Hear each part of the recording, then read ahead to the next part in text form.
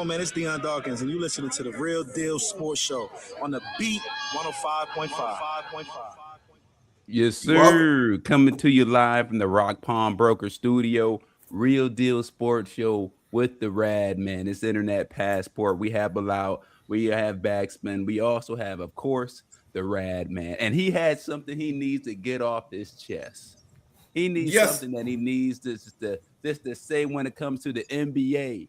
We want to watch winners, not losers. But some teams, what, Radman, they want to lose to win down the line? But how can players do that? You know what? I'm just going to leave this to a Radman rant. Remember to like, comment, and subscribe to Real Deal Sports Show on YouTube and Facebook, because it's time for that Radman rant. I told you his ass should have been ran after the 13-second game. Everybody knew it. You should have fired his ass. The guy should have been gone. You get a lead with 13 seconds left. How do you lose the game? How does it happen once again? Not only lose the game, but trying to lose on purpose? That's unbelievable. Don't even take 13 seconds. You start the game losing. I wish I would have known before I paid $25, $30 for a pastrami sandwich and chips at the Chase Center to see that I didn't know Stephen Curry wasn't playing, and I didn't know who the hell half of the Golden State players were out there playing on that Monday night, Monday, February 9th, when the Memphis Grizzlies were in town to play the Golden State Warriors at the Chase Center. Dropped down $84 for the seat, and then I had to leave the seat because the seat was so tight, man. My knees were comfortable, man. I said, damn, I done paid over $100 and something, almost $120 for this. And I'm sitting there. I walk around and I explained to some of the ushers, a nice guy was a guy standing named Fred. He was like, yeah, bro. I said, I know what you're saying, sir. He said, here, I got something. Man, at least he hooked me up with the handicap seats that were kind of open that night, and I was able to get into the handicap section and use a regular cushion chair and stretch my feet out and put my food down to the side in a cup holder that wasn't banging up against my knees for $120. I was like, man, I felt for the fans that night. I looked around and said, wow, there's a lot of people here to see good basketball. I mean, come on. And now you go to some teams and they don't even play their roster. I mean, come on, man. Check out the prices of NBA games. The nosebleed seat at the Chase Arena, way up at the top, it was $21 for that. And there's a reason why it's $21, because it's a straight nosedive down. I mean, I looked up there, I said, man, $21. Then it jumped from 21 to 55, then to 84, and this all around the nosebleed section, 84. You get down near the court, $535, $600, $1,000. $2,000. It's just ridiculous, the money that the NBA lower the prices. Then if you're going to not play your roster, lower the pricing for the fan, for the everyday fan. Luckily, I got in Wednesday as a media person for the game on Wednesday against the San Antonio Spurs. Spurs got a hell of a team. It was good basketball. The big man Benyame was playing well. Darren Fox. You saw good basketball on Wednesday night, but that Monday night game, for over $120, $130. And at least the good news was it only cost me $1.50 taking the train from the Fisherman's Wharf downtown all the way out to Chase Center, which is right on the waterfront. But I was coming from the other side of downtown over. It was a nice train ride, a lot of interesting people on the train. You know, you just look ahead. Remember, when you're on the train, don't stare at people. Just look straight ahead, man. But it was some hell of entertainment on that train as well. But that's a whole different story. You get to the arena, pay the money. They were charging $60, $80 for parking. Man, I can't say, how can you take a family of four to an NBA basketball game? And then you got the nerve to be tanking, trying to lose on purpose? Oh, come on, man. Something needs to be done. Man, the government, now this is something where you say, hey, man, this is fraudulent. This is truly fraudulent. Somebody got to pay the price for this. And that's the Radman rap. I'm fired up about that for my fellow citizens, not for myself, since I'm a media person and can fortunately get in some of these games at no cost and get free parking and so forth. But for the fans of the NBA, I feel you. I feel y'all NBA fans. I feel you. Bilal, I see you there. Bilal, welcome to the show, Bilal. Yes, sir. What's going on, Radman? What's going on, Real Deal Sports Show? Listen, I agree that we have a serious problem with tanking in the NBA. but it's it's actually all over sports. I just think it's worse. It's a lot worse in the NBA because there's so many more games. If you ask me, and I don't think that there's any one solution. I think there's going to have to be multiple approaches that they take to try to reduce the tanking in the NBA. I think one of the things they need to do is they need to reward the teams that win. They need to figure out a way to, if you're winning, like losing shouldn't be rewarded. And to me, that's what the draft does. It rewards the teams that lose with an opportunity, which is why teams are tanking. They're saying there's a reward in it. So if you take out the incentive, if you remove the incentive for losing, then you position, you can start to weed out all the tanking that's going on. I think the other thing that the league needs to do is, get rid of the salary cap.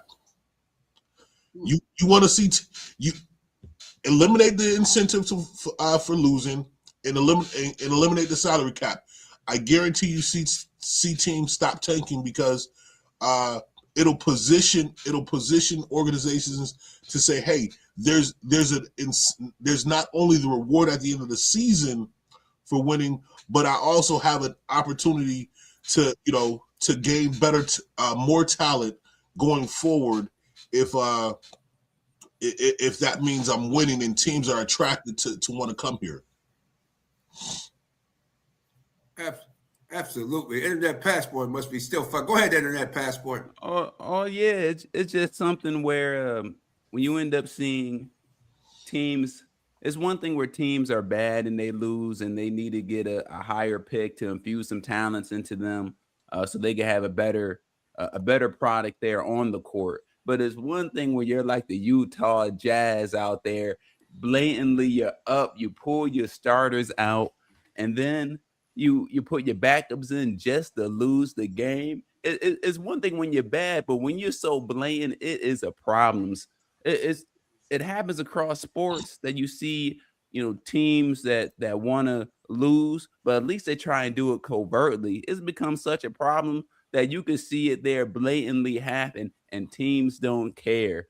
And the commissioner obviously knows about it. Commissioner Adam Silver, he has informed the league's 30 general managers that the NBA plans to make anti-tanking rule changes next season.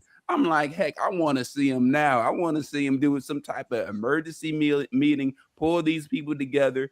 People should be fined, and people should be... You're fired! You're fired! You're fired! You're fired!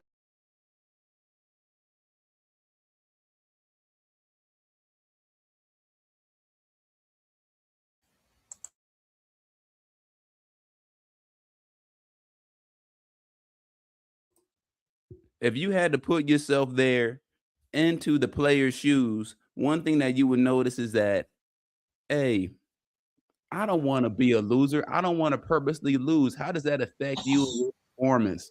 What could happen next on the team? Could a player be approached by maybe by a GM, by a staff member, even by a head coach to say, hey, they're getting there. We got too many eyes on us. Just miss a couple of the layups.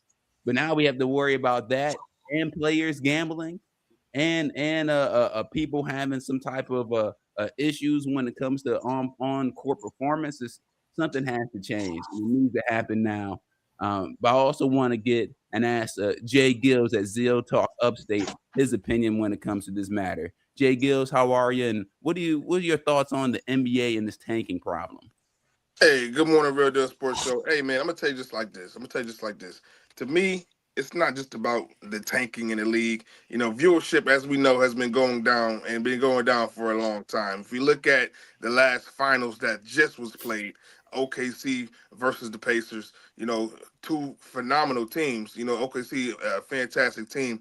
Only 10 million views, the lowest viewed finals in NBA history. Nobody's watching these guys play. You know what I mean? Tanking, it's not just about the tanking. People aren't watching basketball right now, and it's because we don't have anybody to watch, if you ask me. If you look at the NFL, You look at guys like Jamar Chase, guys like Justin Jefferson, Josh Allen, Lamar Jackson. These guys weren't in the league 15 years ago, but yet they've cemented themselves. They're people that we're watching continuously, and they're great. They're young talent that's phenomenal. We look at basketball, the young talent is just too young. They're just too young. 1 year in basketball, you don't have any time to develop and truly understand a player until they're about 5 years in the NBA, and then by then, they're reaching their prime. But we're not as connected like we were in the past, with those guys.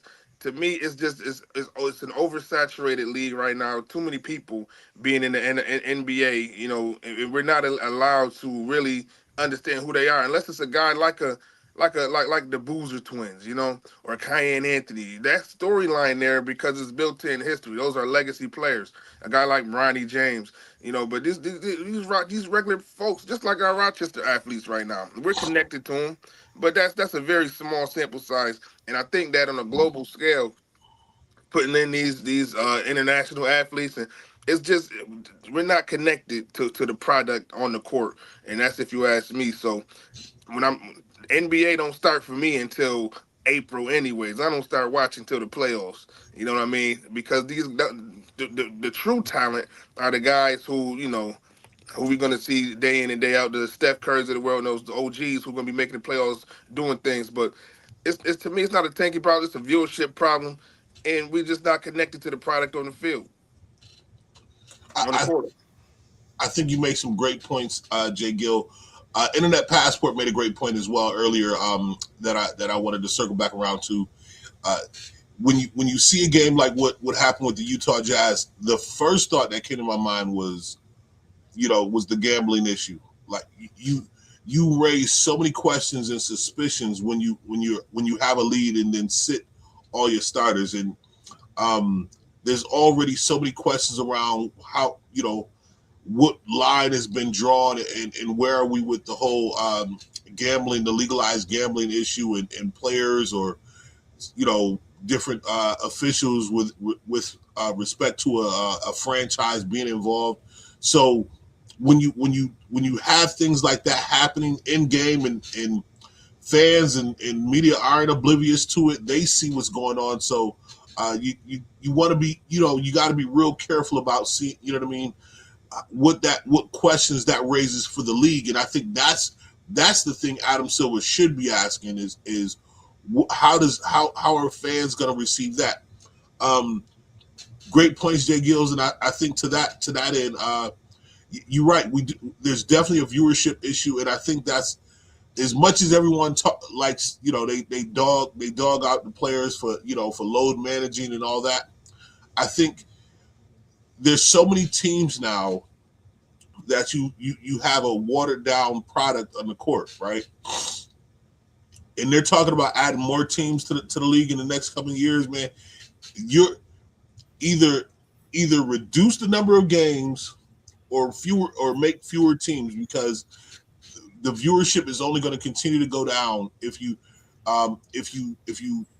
continue to add teams or add games to the schedule, because you're not going to get the same quality product on the court, and you're also not going to get the names that people recognize. So you want to, the more teams you add, the more you thin out fan bases. So when you have those, smaller market or those less historical teams like the Lakers got fans all over the world. The Knicks got fans all over the world. You know what I mean? The Bulls have fans all over the place. You know what I mean? And that was in part because of what Jordan was able to do. And the greatness he brought. So, but the smaller market teams, the OKCs, who are a much younger franchise, even though they were birthed out of the Seattle Supersonics, when you don't have those, historical fan bases attached to a franchise, and you're trying to build that up, and so outside of that local market, you don't have a whole lot of folks watching. And I was glad to see them win last year, because SGA is just, an unbelievable talent in the NBA. But you continuously water down the on-court product when you're going to thin out more fan bases, and then you don't have teams that have as many top tier players. So, it's definitely tied to viewership. So yeah, Silva's got a big issue on his hand, and it doesn't seem like their plans are moving in the right direction to eliminate it. Why not just go back to the old school and just, instead of having a lottery and all of this, just whoever's the worst team is the worst team, and they get the number one pick, and you go from first, second, third, fourth, just from the worst teams. Why have a lottery? To me, a lottery is just you trying to. To me, you could fix it and give one of the better a marquee city a chance of regrouping and being a top playoff team within really the next season. So to me, they need to get rid of that lottery and just go with the top. Who's the worst is the worst. Let them draft. Let them be first. You're gonna still have a bunch of tanking going on then. That could happen. I see we got internet passport. We have guests over here. We have Top Gun is back with us. Viewing is down because the game is down. It's just a shoot, and no defense. Morris down on the Beltway, absolutely right. Because we used to seeing the give and go, that all kinds of Karl Malone and them passing the ball, and the home. We used to see some really good basketball back in the day. He's right.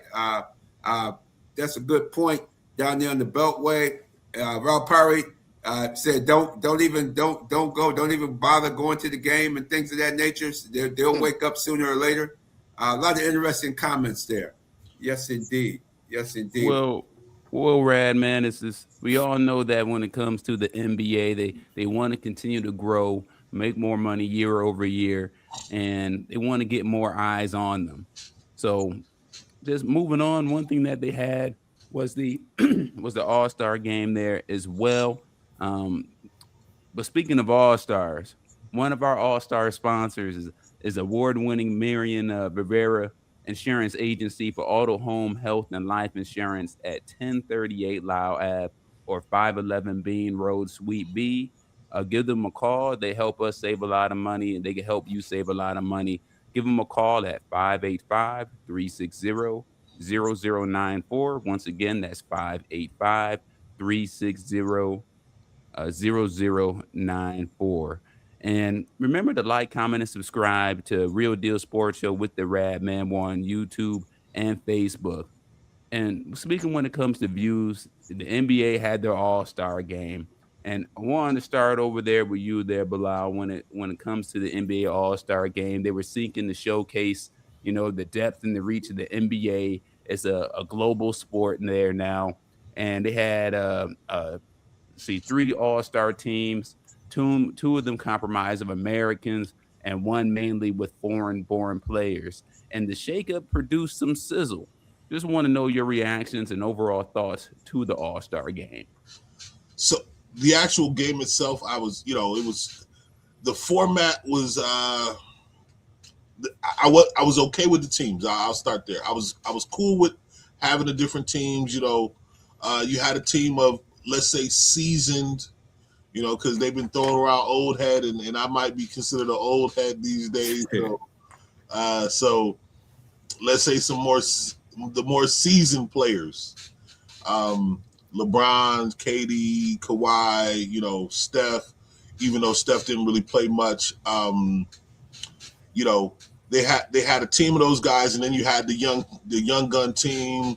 You had Ant-Man on it, you know what I mean? All the younger players, Cade Cunningham, those guys were on the same squad, and then of course you had the international squad. Wemby, Luka was on the squad. Luka was on that team again, even though Luka and Jokic only played maybe the first 3 to 5 minutes, and then they sat down. I thought that World versus USA kind of they were capitalizing on the Olympic kind of energy that from the previous summer, which I felt like was a really smart idea to go with. But I think they still got some kinks to work out when it comes to having the whole the 3 teams in the way they played, because the season squad, the Stripe squad ended up playing 3 straight games and you could tell by the third game, man, those legs were gone. They were cooked. Hey, young head, listen. Them folks was cooked. Cool your jets. Hey, but they were cooking they were cooking those young boys in the world squad beforehand. Yeah. So to me, you can't have a team go 2-0 and lose the third game that ends up making them have the same amount of wins and losses as a team that gets declared now the winner. I'm like, make sense. How are the Stripes and Stars both 2-1, but because the Stripes lost the last game to the Stars team, they're now the Stars are the NBA All-Star winner? Like, make it make sense. It didn't make sense. But I do think people were at least glad to see that there was, the players played like they wanted to win, and that's all anybody wants to see. They still got some tweaks they need to make, but it was good to see players play hard. Yeah, exactly. It was good to see something a little bit different, and I like the international shakeup. I love how the game has become global, and you see talented players can come from all walks of life. But J-GILLZ, oh yeah. Hey man, the old head, the unks, man, versus the young bucks, man. What are your thoughts on the NBA All-Star game, J-GILLZ? Well, for one, I thought that the NBA did a fantastic job of dividing up the teams, the world versus the USA. And to our earlier point, we talked about viewership, talk about the product on the court, and even with these great players, a lot of it is we're not relatable anymore. We're not. I don't have any relation to SGA. It could be an age difference, or it could just be culturally. It's just not what we're used to seeing from great NBA players like Michael Jordan, Kobe Bryant, these cats. And what I saw somebody I could relate to, Anthony Edwards. He brought pride, and I loved how he hustled and how he played. You know what I mean? And just the energy that he brought to the game. To me, I thought that was needed. So starting with the breakdown, I thought the breakdown was fantastic. It put a lot of pride into the players. I thought we were going to see a little bit more because it wasn't a true world versus USA, because when you don't got Luka and Giannis and Nikola Jokic, that's a lot of heavy hitters right there who was not able to truly give us what we wanted. But Wemby held it down. No, that's no ifs, ands, or buts. Wemby held it down. He played with his heart out. He played with passion. But then to see even the divided between the Stripes and the Stars and see those old heads versus those young cats, and that's always been a thing too. That's always been a thing I feel during All-Star Weekend, where the old guys kind of set the tone of being lazy, not really playing hard. Watch your mouth, man. That's what they did. It was BTA that first. It was BTA that first game. Don't do that. It was BTA. But they got blown out that last game. They couldn't hang with it. They couldn't hang with it. They turned on another notch. They said, "All right, y'all, this ain't the YMCA no more. Let's get it." And Brian and them was done. They wasn't even going back to the other end of the court. My love, come on, man. We saw what it was. They giving the young dudes getting breaks, and then the old dudes got to stay out there. Come on, man. But nah. But I'll say, I thought that this was, to your point, one of the better All-Star games, more competitive All-Star games that we saw in a long time. It likened me back to a couple years ago when they had Anthony and James Harden and Team Bron versus Team Giannis. Those years in the All-Star games, like those last 5 minutes, really used to go in offensively and defensively. So it likened me back to that, and I think that they can clean it up just a little bit. But I do think that moving forward, this could definitely be a staple in the league, and it brings more pride to the USA players that we haven't really seen in a while. Edwards is a fantastic player, but we haven't seen him play this level in an All-Star game really ever. So I got to give kudos to that, and for him wanting to play out. And I think a part of that was because he wanted to show not just the world and show that he was better than the international players, but also those seasoned folks down the line. He's showing, hey man, it's his time, and maybe he will consider being the face of the NBA, or as he said, the co-face, the USA face of the NBA. Well, Anthony Edwards, he did earn the Kobe Bryant Trophy as the Kia 2026 NBA All-Star MVP. So he did show out. He scored 32 points in 3 games for the U.S. Stars as they won the the All-Star Game championship over the Stripes, and we did end up having a great comment. Let's see. Oh yeah, from the good old Top Gun. He said it's an all-star show, not a game. And he also said that because it's called an all-star game, that's why they won. Okay, all right. Everyone ends up having their opinions. Ultimately, what I felt like J-GILLZ was saying was something a little bit like this. I don't give a what you think. Your thoughts ain't my thoughts.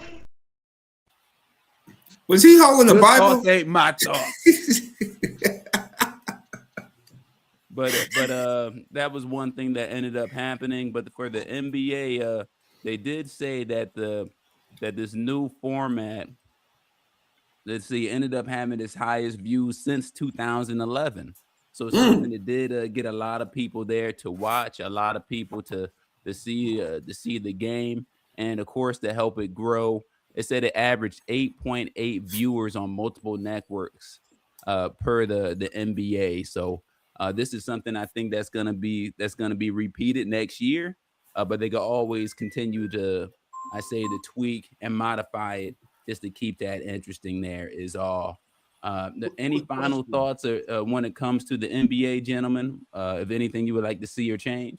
Yeah, one, I'd be curious to see if the viewership ratings, boost was just a byproduct of a new format. Whenever you go to something new or you try something new, there's enough curiosity and interest peak that people want to tune in and want to see what you got going on. So I'm wondering if that might be a part of it. And how long that newness lasts before it wears off. The other thing is, I gotta give a shout out to Dame Lillard, man. This man hasn't played a minute of on-court basketball due to rehabbing and recovering from the Achilles injuries that he suffered in the first round of the playoffs last year. But that's what we need to see. That's what we need to see is guys who love what they do so much that they're saying, any way I can build onto the brand, I'll make it known. And so huge shout out to Dame Lillard for coming out there and not only participating in, but showing out in the 3-point contest and winning. I feel like the dunk contest, that's another conversation for another time because we can go down a rabbit hole there. But the NBA needs to revamp it. They still need some work there. But huge shout out to Dame Lillard, man, and coming out there and putting on a show during All-Star Weekend, man, because not everyone would have done that. Right. Absolutely. And the and format's not set up on that pass, but that format is not conducive for older guys. I can tell you, once we get started, we just get started and got to go. You sit us down for a half hour sit down. It's hard to get those bodies back up again and get them back into prime time action. It's tough. Yeah. Especially when you use the load management. They were just trying to give him some load management. That's all that was. Man, Brian and Steph, they love their load management. I can't wait till J-GILLZ hit 40. I can't wait till J-GILLZ hit 40 plus. And you know what I mean? All this little cute stuff you talking now, it's gonna be gone. Nah, but they should have 2 teams, 4 teams, 2 US, 2 world. They play it out, and those winners, go to the championship round. Simple as that. Easier said than done. Yeah. There we go. You want more competition on the floor. The NBA could easily just say, "Hey, we're gonna increase the purses." You know what I mean, for various things, whether it's the 3-point contest, the dunk contest, or the All-Star game itself. Winner, make it a winner take all. Hey, you put a couple mil on the line for every player on the winning squad. If it's $2 million, you know what I mean, on the line, and hey, loser get nothing. I guarantee you start seeing players play like we saw them play on last weekend, and you won't have to do a whole lot of cute stuff after that. If fines deter people, from doing dumb stuff, then increasing the money would Right. make them, would promote them and incentivize them to do some, play tougher. Because the fact that we haven't gotten a John Moran or a Zion Williamson or nobody in the dunk contest, Anthony Edwards, it's a shame. It's a shame. That great point. I think, man, honestly, if I was Ja Morant's people, his team, man, like the smart move, it would, because it would have begun to like rehab Change his the narrative. profile. Absolutely. That would be a great profile rehab move for him. Not because, and you may not feel like you need it, but clearly there's residue of what people, for sure. What people thought about, why you got suspended all those games. No pun intended with the residue. Yeah, and they need them because I missed them at that game. I didn't know who the hell those guys were wearing the Grizzlies uniform against the Golden State. They played a great game. They should have won the game. They ended up making errors at the end. They turned the ball over stupidly twice in the last 30 seconds and cost them the layup. Al Horford, man, that Al Horford, he looked like he my age, man. But that cat with the shaved head now, Yeah. all spiked middle, man. Oh man, he looked like definitely a YMCA type dude. But man, he was making clutch shots for them, and he won that game for him, 114-113, hitting that final shot to win the game. Man, the crowd went crazy, man. So it was a good Monday night at the Chase Center. Not a YMCA there, Cat. Oh man. Well, good thoughts on the NBA there, fellas, and thank you, Top Gun. Don't they already get paid enough? Hey, I ain't gonna be a pocket watcher. It's just they work in the conditions that they have there, and it ends up being a little bit different. But speaking when it comes to money, just also want to thank Advantage Federal Credit Union. Go to them online at AdvantageFCU.org for auto loans, Visa cards, student checking accounts, and much more. Once again, just want to thank Advantage Federal Credit Union for being one of our sponsors on Real Deal Sports Show with the Radman. And remember to like, comment, and subscribe. Follow the channel there. If you're watching there live now, just do us a favor and hit that like button. It's a small thing, but ends up being the world to us. And one thing when it comes to, being smart while at your job, someone ran into a little bit of an incident there when it comes to baseball and the MLB. End up having the MLB, the Major League Baseball Players Association, Tony Clark ended up having a little bit of trouble after having an inappropriate relationship. Well, let's see. It looks like he is resigned after an investigation by outside counsel discovered evidence that he had an inappropriate relationship with his sister-in-law, who had been a union employee since 2023. A person familiar with the union's deliberations told the Associated Press. So this is a little bit of an interesting situation there. We're still waiting for some information to come on out about that. But gentlemen, starting with you there, Radman, just want to know your thoughts, reactions to this. Tony Clark, someone that's been highly respected, to end up resigning because of this investigation. But Radman, take the floor. What are your thoughts? Excellent ball player. I loved him. He was a decent, good baseball player. And then coming in as being the Major League Baseball Players Association president after they had some turmoil going on before. I just don't get. I was kind of surprised, but then not surprised. I'm like, gosh, man, I don't know what's up with these cats, man. They're coming in here and then they're gonna give their side piece a job. Man, you don't supposed to give her a job, man. I mean, she's supposed to have a job already, or you supposed to be taking care of her apartment or something, man, paying the bill, paying the cost to be the boss, man. Come on, Tony. Man, how you going to give the girl a job? And then people say, hey, man, what is she doing here, man? And why is her salary so high? Man, what is she just folding envelopes and sending out the mail, the union mail? What is that? Who is that? Wait a minute, that's his sister-in-law. Then next thing you know, it just makes people worried because they see it in front of their face. They're like, well, where did she come from? And why is she always with Tony? And why are they always getting in the car and holding hands and leaving leaving the Marriott and the Hiltons and all that? Why is she always by his side? What's going? Man, it's just ridiculous, man. How many times we gonna see this with these guys, man? This is about what? He's like the fifth guy in the last 5 months, 6 months that we got to come on the air and talk about Come on, Tony. And I'm not talking about the band out in California either, man. I'm talking about Tony Clark, man. Come on, Tony Clark. It's just stupid, man. Stupid. Just call it what it is, man. You're not thinking. And you're paid to think as the president of the organization. You never bring your side piece and give them a job in front of everybody and think it's cool. It's not cool, man.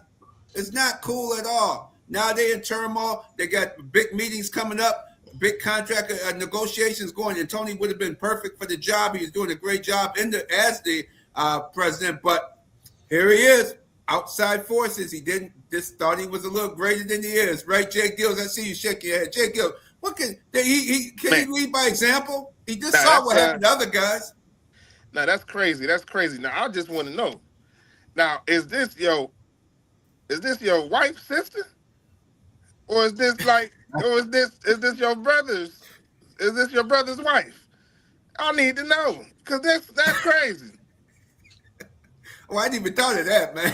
Is this your brother's wife? You ain't lying. Is this your wife's sister? That's what I want to know. It's his sister-in-law, but I'm like, come on, man.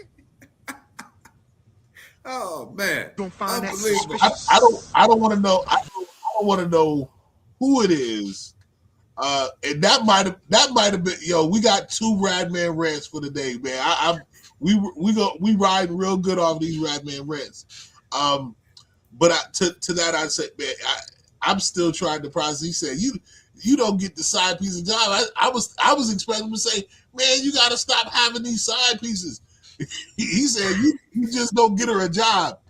The reality is when you're in these high profile positions, no matter where or what situation you do to try to keep things covered up that you might have going on off the job, understand that once it gets out, because you represent this entity, there's going to be repercussions, and I think that's what he's dealing with, is the repercussions of what comes with having and holding those high profile positions, and is great as he might be at the job, though what no employer is gonna do is allow themselves to be positioned to take kind of credibility hits, and when you have stuff going on like that, I guess. Well, never mind. This is a sports show. I was about to say the only place you can get away with that is somewhere else, but we're gonna keep the sports, and not politics. But so yeah, we just don't do it. Yeah, absolutely. Get your family a job, and you know what I mean. Yeah. Not just no side pieces. No side pieces. Thank you, Top Gun. Top Gun Beltway. He's on point. I know he's up in that. He's thinking. There you go. You get your family a job, your people's, not your side piece. There you go. Hopefully Tony can figure it out, and whoever takes over his position will be that much better. And I see we moving on to college basketball. Everybody had their comment on there. College basketball. I want to say just for the Rochester note, Bilal, you made a good point about a week or so ago when Arizona was playing a big game against Kansas, and he had 2 Rochester products. I wasn't here. I was still in San Francisco on the Bay Area, but I wasn't here in Rochester. How come people here in Rochester don't seem to get behind the Rochester products that are making it happen and making it good? And no matter what, in this case, it happened to be college basketball. What is it? I think there was a lot of, like, in the conversation that I was having, the people were talking about it. What I was disappointed about was not seeing it on a higher profile kind of, there should have been a watch party somewhere. There should have been an organizing group or an organizing body of people saying, we've got 2 Rochester products playing at the highest level of the college game right now. Arizona was ranked number 1 in the nation, undefeated. Kansas ranked 13th at the time. And they're both. We're not talking about role players, on the team. We're talking about the guys on their team, both kids from Rochester. I just feel like, you know, we've got to do more collectively, because again, I heard there was a lot of chatter and conversation amongst the community about the game, and hey, making sure we watching the game, you know, just making sure that we were watching the game. But I felt like there wasn't enough being done beyond that to collectively organize and promote the game, because again, I feel like any other city, you know, would have been more intentional about making sure that two kids from their town that were playing at that level were promoted. J-GILLZ, your comments. I know we talked about this several times, J-GILLZ. What is it about Rochester lifting up Rochester? You know, I think it just takes that leadership, you know, implementation, that community. You know, and unfortunately, everybody tries to be the, you know, tries to do it on their own, but truly, it takes, you know, it takes leadership and collaboration, and we just got to do a better job of that as a community. You know, I think that these are some things that we should work on. I don't want to speak too much on that because, you know, we got to be the doers and not the sayers, you know, and we just got to make it happen. But it is a beautiful thing to see just the folks from Rochester being, you know, we got two people, you know, top of their game in college basketball doing their thing. You know, we got a plethora of talent everywhere, from the Desmond Greens and the UFCs to the, you know, the Ezra Fairs and, you know, getting drafted in W. We got talent everywhere in Rochester, but we have to do a better job of just, you know, highlighting it and making sure that, you know, that they're celebrated, because we're not picking and choosing, you know, that we got to stop the picking and choosing and just celebrate everybody who is doing something. Especially, I mean, it's still, last time I checked, it's still February. It's Black History Month. Shout out to the Radman below and their past work, because you guys are Black History as well. So thank y'all for your work and service. You know, we got to stop picking and choosing. Simple as that. Absolutely, absolutely. And just on a note on that point, just stop complaining. People who complain about Rochester, this and that, and this, people who live here and born and raised, come on, y'all. Just stop complaining and talk about all the good things, because there's a lot of good things about Rochester, New York, a lot of good things about the people that have grown up and gone on to be successful. You got doctors, lawyers, not only athletes, doctors, lawyers, people in all walks of life from Rochester, New York. Everywhere we go, we always seem to run into somebody from Rochester, New York. In San Francisco, ran into some people from Rochester that's originally from Rochester, doing well out there on the West Coast. You always run into people from this market. So let's talk up our market. Instead of saying something bad, don't say nothing at all, or at least just say something positive. If you can't say nothing, just don't say nothing at all, or better yet, speak up to people of Rochester, because there's a lot of good things, a lot of great things happening in Rochester. These training camps and programs, these kids are getting in here at earlier ages, 6, 7, 8 years old. They're being trained, different sports, different activities, since we're talking sports of all sorts, and they're playing sports, volleyball, soccer. The young lady with soccer doing great. Layla Edwards doing great. Hockey player, African-American hockey player, doing very well. Bishop Kearney is supplying a lot of hockey players, women hockey players, to their, not only to their team, but to the Olympic team. And they're winning gold medals in the Olympics. They're blowing teams out over there in the Olympics. So there's a lot of great things about Rochester. Keep Rochester positive, y'all. Right, Internet Passport? Absolutely. Yeah, you know, till Internet Passport pops on, I totally agree. Radman, you know, I mean, think about it, right? We just been talking about the NBA right now. Who's the number one seed in the Eastern Conference for the NBA? Detroit. And that team is they're a reflection of what they're known for, and that's defense. And the anchor of that defense, yes, is Isaiah Stewart. I'm like, you know, the nickname is funny or whatever, but I don't like it. I feel like it's a disrespect to who he is. You know what I mean? You know, I think he plays tough, hard-nosed basketball, in a throwback style, and he's not gonna be bullied. He's not gonna be pushed around, and he brings a toughness and a grit. And I think he's in the perfect town for it. You know what I mean? You know, the historic bad boy Pistons made their mark on their hallmark was defense, and then when they were relevant during the Chauncey Billups era, they had Ben Wallace, who was Defensive Player of the Year. You know what I mean? And, big shot Chauncey Billups. They had Rasheed Wallace. Man, that team was known for their defense, and now you have them relevant again. And the anchor of that defense is a Rochester young man, and so shout out and salute to them.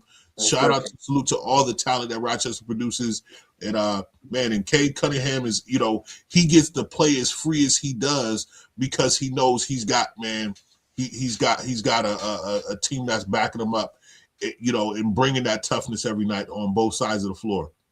I never thought he was going to be. I'm shocked at how good Cade Cunningham is because I saw him I think he was at Oklahoma State or some of those Midwest, and they kept announcing. They kept saying, "Man, this kid's going to be great," and I never could see it in his college game. But man, I'm really impressed with how Cade Cunningham, after he took a couple years, got in the weight room, got a little bit stronger. Man, I am amazed at how he's dominated. Just the way they talked about him in college, said that they kept saying in the pros, this kid was going to be the prototypical star coming up, and I never could see it. I kept saying they lost their mind. I don't see nothing with this kid, but he's showing it. I was wrong, and they were right about him. That's somebody that the people were right about, projecting his future. That they said his game was much more suited for the NBA, and it definitely looks that way. He plays with different gears, different speeds at different levels of the game. Man, he's got the whole bag. Cade Cunningham got the whole bag. Yeah, he's phenomenal. And if you want to end up getting the whole bag, and you could do that by starting by building your business, same way we have with Kimmy Does It Best custom website design. And with ongoing maintenance, Kimmy can help grow your online business. Just visit KimmyDoesItBest.com. I said KimmyDoesItBest.com. Dr. Umar 3 times. KimmyDoesItBest.com. Contact her at support@KimmyDoesItBest.com. And then, gentlemen, it's Black History Month. We had a lot of different facts, points, history being made. We're watching it live, but we ended up seeing a gentleman transition there. We ended up losing a legend that had an impact there. We want to end up just saying, rest in power, rest in peace to Reverend Jesse Jackson there. Just want to tribute this show there to him. Salute to that brother for all he has done to help us get to where we are there today. We learned a lot from him, and we're going to take that and moving forward there for him there as well. And the precursor, so just a prayers up to you. Yes, indeed. He came on the #1 sports show in the nation, Pat Freeman's show on Radio Row back in New York City. That had to be like 2014 Super Bowl when it was in New York City. And it just so happened we looked up and got him on for 5. He said, I can give you about a couple minutes. Hell, he stayed on 10 minutes with us. He did a great. It was just great to have Reverend Jesse Jackson. And then we saw him the next day there on Radio Row, the second day. Man, you guys need me again? I said, anytime. We good to see. We good to see him at the Fritz Pollard Alliance and everything. Seemed like we kept running into Reverend Jesse Jackson and his crew and Joseph Bryan and all of them. It was a good time. I went back and thought about those memories of him. And the last time I really got a chance to talk to him and have him up on the show and the Mighty Over, well, did a great job with him. He was just such a freedom fighter, a civil rights advocate. And he just had that presence about him that you just knew he is somebody. Yes, indeed. This is somebody to look up to. And this pride when they think of Reverend Jesse Jackson. And folks forget that he ran for president twice. People forget about that. That's why I think it's always important during this month and honestly throughout the whole year, just to learn the impact of other folks there, other folks with that same melanin and what they did there throughout this country and the major impacts that we had. Because not everything is going to be taught in schools. So sometimes you have to go out and dig for that information or go to resources that will be able to provide it. Yeah, to your point, Radman, I just want to say to everybody out there, there's a time to look at the complicated and nuanced legacy of anyone's life, right? But when they pass, you know what I mean? let's be thoughtful, mindful, and considerate that there's loved ones and people and families that are mourning and grieving, and allow that to not be the time that we start to dissect the legacy of someone, because every one of us has some makes and misses in our lives, and some some things that we may not be as proud of, so and if we weren't talking about it in the immediacy prior to someone's transition, let's allow a family that time to just remember their loved one, that's going on, and in a way that they don't have to feel like that they've got to defend them. You know what I mean? And I just want to say, Message. most definitely, that was the Reverend Jesse Jackson, civil rights activist. That was the Reverend Dr. Martin Luther King Jr. A lot of these bases and a lot of these civil rights and a lot of this tradition was founded on church and on the gospel and on principles that truly mattered. You know what I mean? So I just want to thank the Reverend Jesse Jackson for his time. And we can't just bash church all the time. A lot of our political figures, a lot of our figureheads, and a lot of the change that was made truly came from the church as well. So I just want to highlight that point too. Absolutely. And you can read it here, the music BacSpin coming in. Challenger Community News, Western New York's largest weekly African newspaper. Check out the Jesse Jackson article in there. A lot of salute to Jesse Jackson. He's on the cover of this week's Challenger, appropriately so. Check it out at most businesses in the community. Also, Nurse Teresa Bowick's article on the taste of the NFL. Very nice article. Very well done.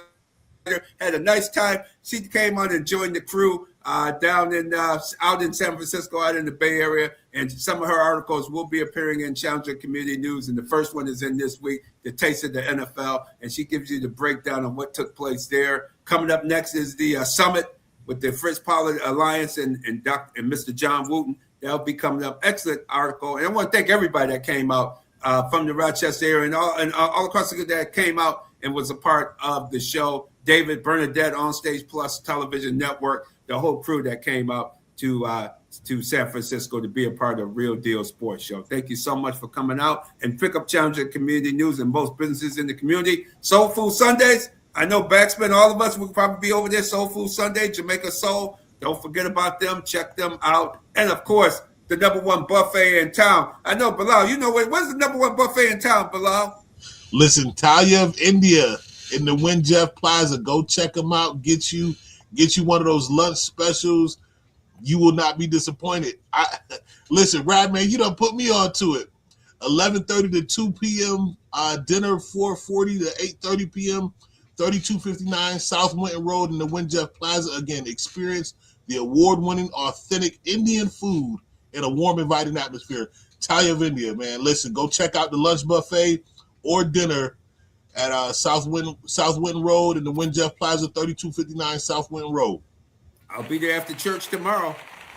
Yes, indeed. Appreciate y'all, fellas, man. Great show today. Very, very informative, and great tribute to Jesse Jackson too, fellas. That was touching. I appreciate that, man. We lost a great leader in the black community, for real. Absolutely. Absolutely.